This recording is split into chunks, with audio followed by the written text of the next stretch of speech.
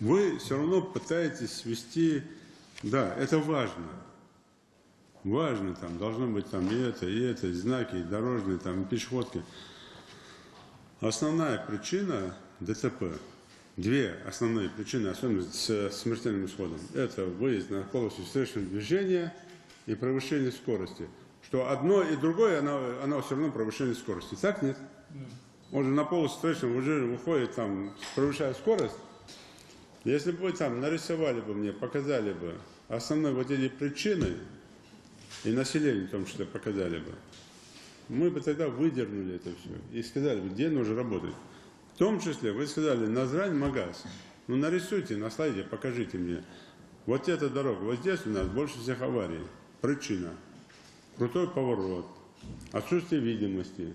Или мешает вот этот ларек, или вот эта заправка. То есть выявить места и конкретные, в чем причина.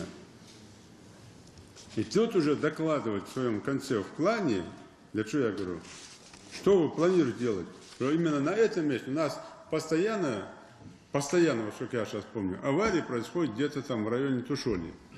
Постоянно это происходит. Под Газику, на спуске. Постоянно. Но там нет поста. А там надо выставить пост.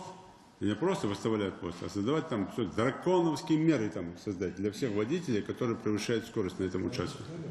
Поэтому разберитесь с этим вопросом, изучите.